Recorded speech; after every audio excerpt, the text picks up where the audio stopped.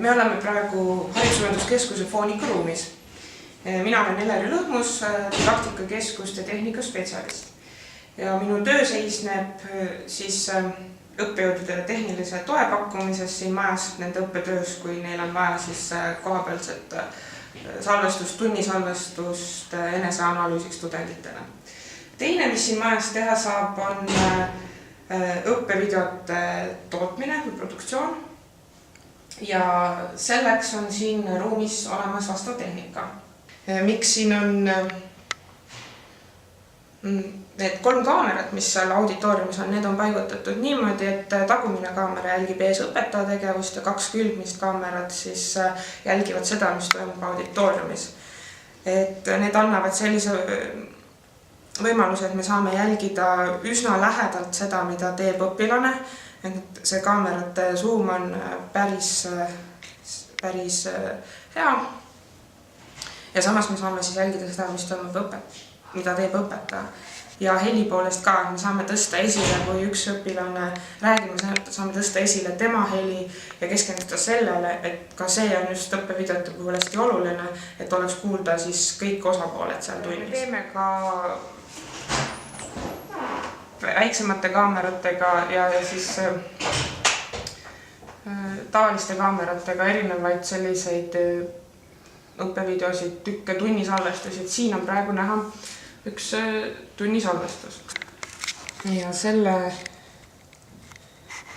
sellega erilist sellist montaažitööd ei olegi tarvis teha, et see tuleb kaamerast programmi eksportida. Ma olen teinud tavaliselt niimoodi, et olen tõstnud natukene helinivoosid ja lõiganud natukene alguseid ja lõppe, et tudengid ei peaks vaatama sellist tühja. Ja siin lasteklassis on näiteks siis puutetundlik laud, mis põhimõtteliselt on horisontaalne arvuti, kus saab näppudega siis kujundeid liigutada.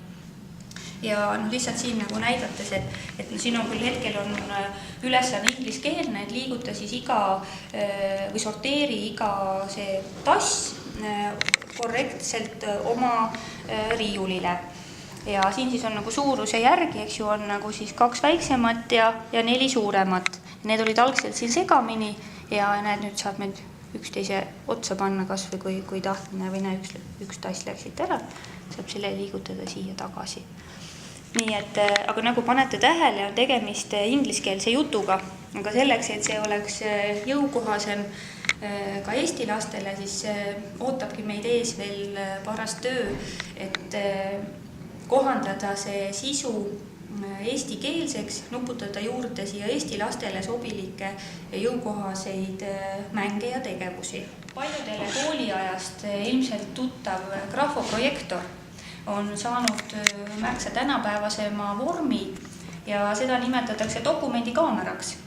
Nii et siin on võimalus näidata siis mitte ainult kilelüümikuid, vaid ka näiteks raamatuid.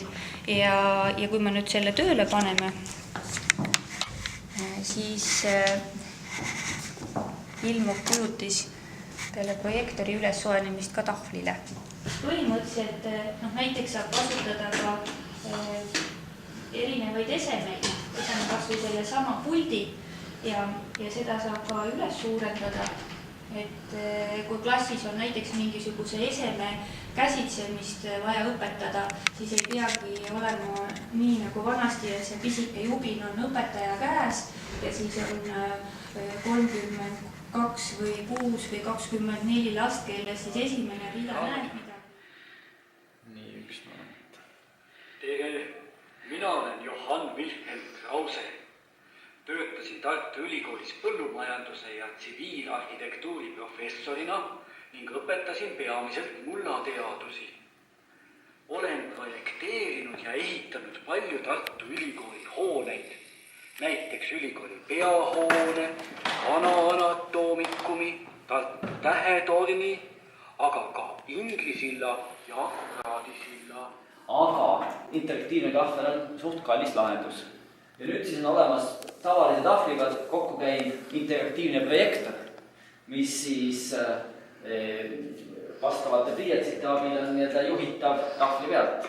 Nii et saab tahvli pealt kasutada siin klaviatuuri ja siis erinevaid töövahendeid on siin ala malli, saab kasutada nurkade mõõtmiseks või sirklit või muid matemaatikast tuntud vahendeid, aga ka selliseid huvitavaid peitusemängu ja selliseid asju.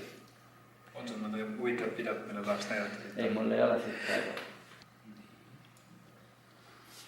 Ja nüüd selle mudeli mõte on see, et saab siis peaklikid ja siis saab selle juurde asju rääkida. Ja nüüd ma võin selle siia näiteks viia selle, miks lammas näiteks glükoosimolekuli vajab.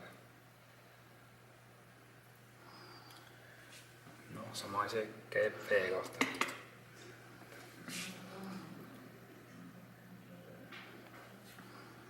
Ja siis kui viia see näiteks taime juurde, see öeldab orgaanid naine.